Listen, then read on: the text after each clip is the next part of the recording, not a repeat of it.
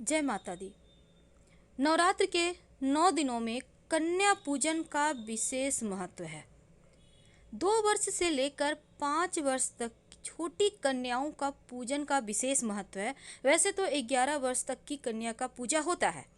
तो 9 दिनों तक इन नन्ही कन्याओं को अगर आप सुंदर उपहार देकर इनका दिल जीत लेते हैं तो इनके माध्यम से नौ दुर्गा को भी प्रसन्न किया जा सकता है। पुराणों की अगर हम माने तो 9 दिनों तक कन्याओं को विशेष प्रकार की वस्तु भेंट देने का विधान है। लेकिन उसके पहले एक और बात जान लें। नवरात्रि सौंदर्य का पर्व है।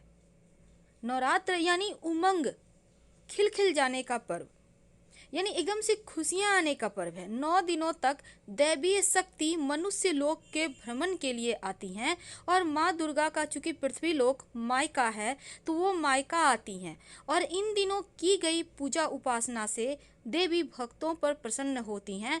लेकिन अगर हम पुराणों की माने तो मात्र श्लोक का पाठ करने से, मंत्र जप करने से, उपवास करने से, हवन से देवी को प्रसन्न आप नहीं कर सकते, बल्कि अगर आप नन्ही कन्याओं का पूजन करते हैं, उनको प्रसन्न कर सकते हैं, उनका आशीर्वाद ले लेते हैं, तो फिर माता रानी को आप आसानी से मना सकते हैं।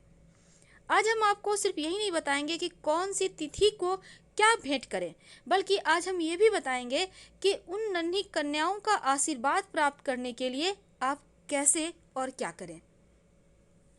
देखिए, 9 दिन माँ के 9 अलग अलग स्वरूपों की पूजा होती है और कन्या जो है, छोटी कन्या, वो माँ के हर स्वरूप इनमें निवास करती है।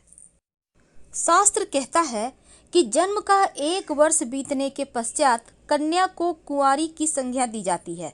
2 वर्ष की कन्या को कुमारी, 3 वर्ष की कन्या को त्रिमूर्ति, 4 वर्ष की कन्या को कल्याणी, 5 वर्ष की कन्या को रोहिणी और 6 वर्ष की कन्या को कालिका कहा जाता है। 7 वर्ष की कन्या को चंडिका और 8 वर्ष को सांभवी, 9 वर्ष की कन्या को दुर्गा और 10 वर्ष की कन्या को सुभद्रा माना जाता है।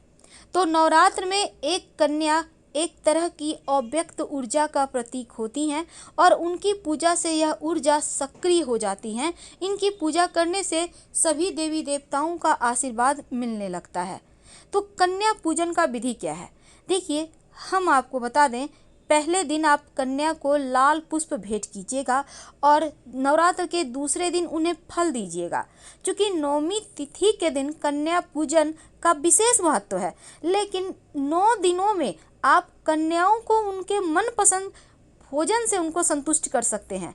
नवरात्र के तीसरे दिन कन्या को खीर खिलाइए और नवरात्र के जो चौथा दिन है उस दिन आप कुंवारी कन्या जो होती हैं, जो 4 साल की कन्या है, उनको आप रिबन या फिर फीता, इस टाइप का कोई चीज़ ऐसा गिफ्ट दें जो चमकीला हो, जो खूबसूरत हो।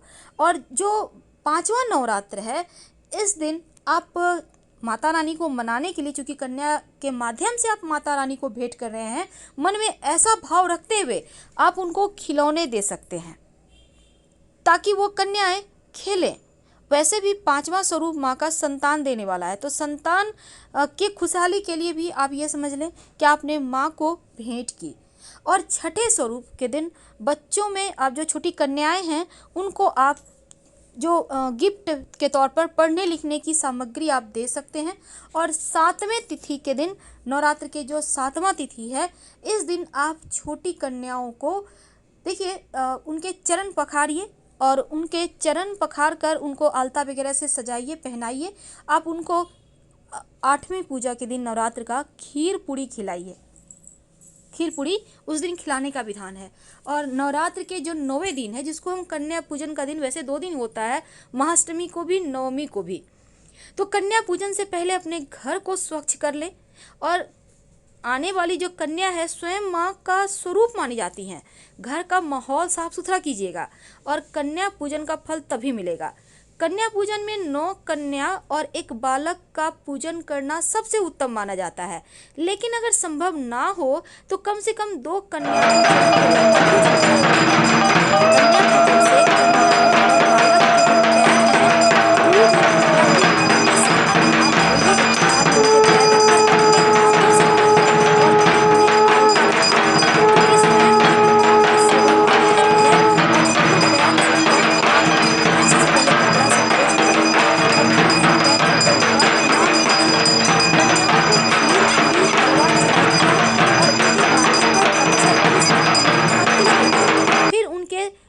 में उनको आप लाल चुनरी, फल, खिलौने, रुमाल आप भेंट कर सकते हैं और उनके चरण छूकर ही आशीर्वाद लीजिएगा।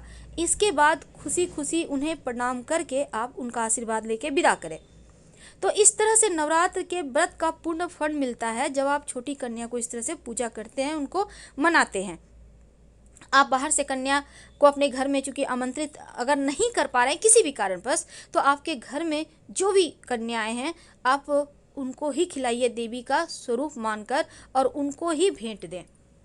तो कन्या पूजन का ये था सिंपल तरीका जिससे आप माता रानी को मना सकते हैं। लेकिन एक और ख़ास बात कि कन्याओं को आप ऐसा क्या दें कि माता रानी की कृपा पूरे साल बरसेगी। देखिए, सबसे पहली बात तो जब आप कन्या पूजन कीजिएगा ना, तो एक दिन पहले ही उनको निमंत्रण दीजिएगा। अब ये नहीं कि हड़बड़ में आप बुला रहे हैं सबको, कोई आ नहीं रहा, ऐसा नहीं कीजिए। पहले से निमंत्रण दीजिए और फिर निमंत्रण जब देने जाइएगा तो उनको सम्मान के साथ बोलिए कि आप हमारे यहाँ आइएगा।